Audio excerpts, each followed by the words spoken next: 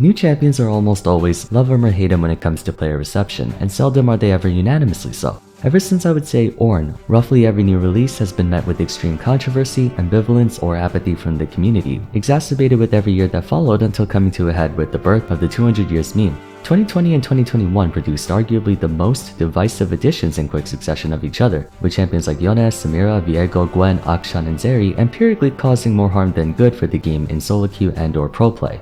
In acknowledgement of this, the champion development team has made a conscious effort to avoid overstepping boundaries, and the fruits of their labor would show in the likes of Vex, Renata, and Milio, who adhere to a predetermined set of constraints. But to say they still have a long way to go is an understatement when looking at Bel'Veth and ksante, the latter of which we'll be talking about in today's video. Ever since his debut towards the end of Season 12, ksante has been problematic, although inconspicuously. At lower elos such as Iron, Bronze, Silver, Gold, and Platinum, his learning curve naturally hinders his popularity. But in Diamond Plus, ksante is almost ubiquitous, consistently in the top 5 most played champions in top lane and regularly in top 3 at Master and above.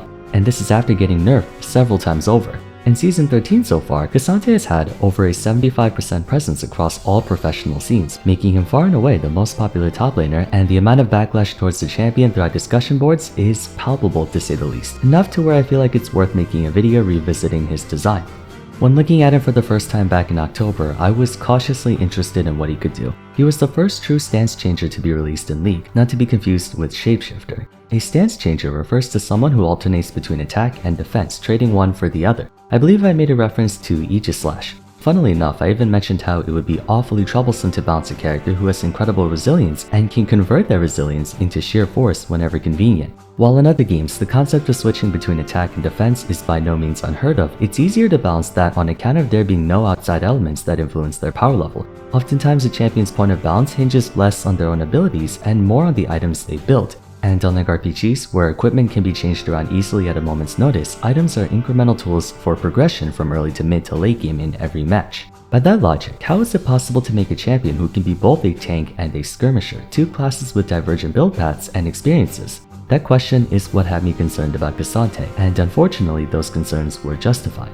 Champion hybridization is a slippery slope, as you have to consider how someone can tap into the strengths of 2 or more classes in a way that doesn't allow them to mask for their respective weaknesses. In this example, a warden's virtues are their durability, disengage and/or disruption, and the ability to alleviate enemy pressure from their teammates. This comes at the obvious cost of their damage output, having less offensive capabilities compared to their more aggressive counterparts, the vanguards. Skirmishers have without question some of the highest DPS out of any class, and are notorious for their dueling and rushdown capabilities, as well as the situationally defensive tools, which at times can be more effective than traditional health, armor, and magic resist. Their downsides are, of course, their susceptibility to being focused and disabled, as their dependence on mobility makes them exceptionally vulnerable to even roots or dash interruptions such as that of Poppy or Talia. Looking at these two classes, their strengths and weaknesses cancel each other out. The strengths of skirmishers make up for the weaknesses of wardens and vice versa, begging the question, how the hell do you design a champion who's a hybrid between both? You can't. Rather, you can't have both at the same time, which Riot was at the very least aware of.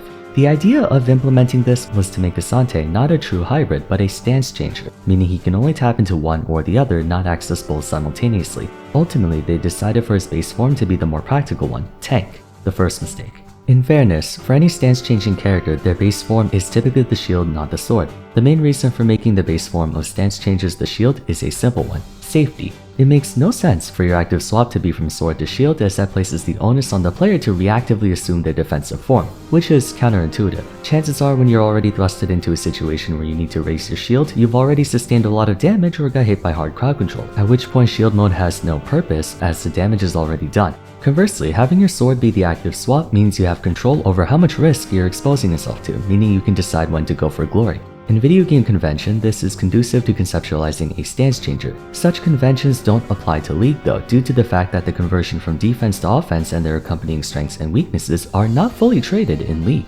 As stated before, items are not balanced with a specific champion in mind. When looking at Infinity Edge, you're not just looking at how it affects Yasuo and Yone, you're looking at how it affects all eligible users. Therefore, if said item is problematic on a certain champion, to avoid compromising every other buyer, it's more practical to nerf the abuser instead. That is, if it only affects a small number of champs. If the item in and of itself is so ridiculous that everyone, including those that shouldn't, are buying it, then we nerf the item itself. But for the most part, champions are balanced around how well they can abuse items. Seldom is it the other way around. how does this involve Ksante, and why was it a mistake to make his base form defense? In 2 ways. Firstly, all champions, regardless of their class, stand to benefit greatly from defense. I know everyone likes to talk about how the best defense is a strong offense, which is true. You don't need survivability if you kill your opponent before they kill you. However, the inverse can also be true as well. The best offense is a strong defense, especially in League. If it takes you a while to die, that gives you more time to use abilities, and more often too. Tanks are mistaken for dealing lots of damage, not because they have high numbers and ratios, but because they survive long enough to go through half a dozen rotations, as opposed to squishy champions going through 2 or maybe 3 at most. Increasing your survivability is a roundabout way to increase your DPS, since the longer you stay alive for, the more likely you are to go through more rotations. In other words, there's a higher tendency for DPS champs to build defensive items than it is for tanks to build offensive items. That's the purpose of bruiser items like Death's Dance, Zhonya's Hourglass, Starrick's Gauge, what have you. Or sometimes they just straight up buy full tank items, Vayne or Kog'Maw with Randuin's or Darius with Deadman's. How often do you see a tank build DPS items though? Not too often, right?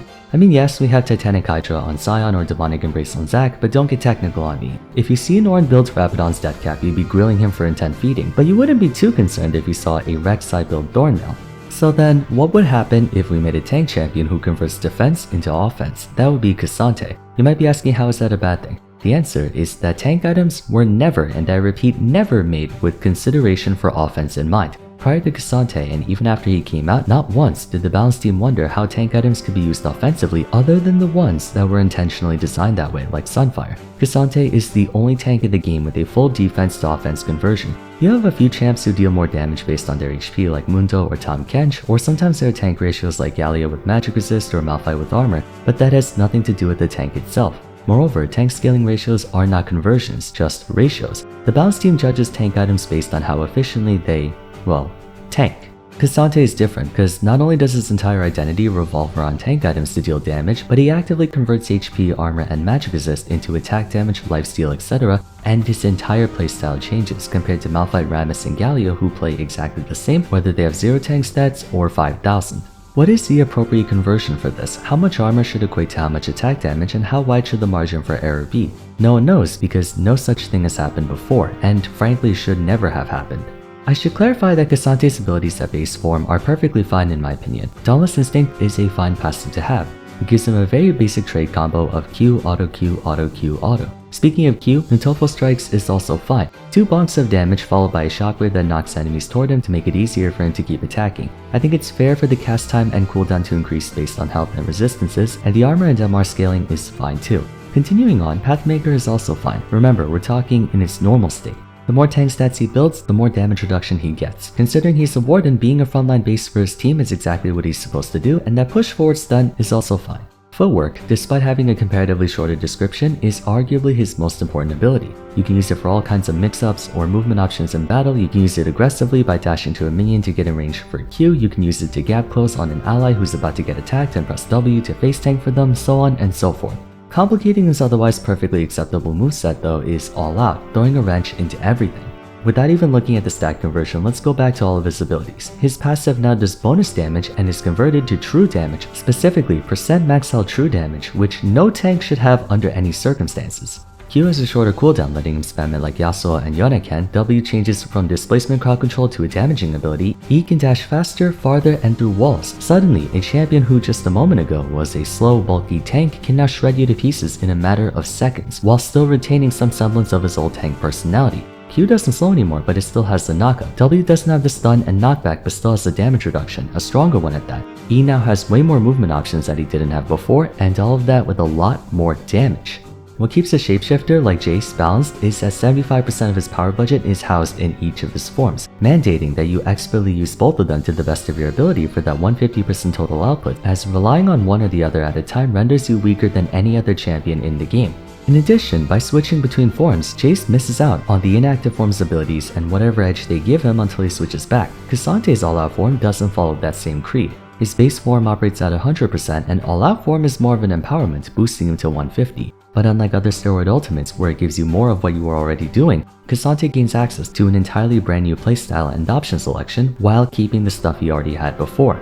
Mind you, I'm not saying Kasante's ultimate shouldn't be a net positive for him, that's kind of a point of a steroid ability, but with this initial status as a warden transforming into a carry while retaining all aspects of being a warden is why this is such an issue. Not to mention he can enter and exit this state at will, so he can rely on his durability from being a warden with all the tank items he buys. Then as soon as you burn your cooldowns on a champion who understandably is difficult to burst down when he has hundreds of armor and MR, he can then take advantage of your exhausted resources by transforming into a Yone and beating your ass. Switching from tank to damage in other games is fine because usually the opponent can keep fighting no matter what, but in League we have cooldowns and finite resources. We don't want to burn him when he's in tank mode, but we have no choice.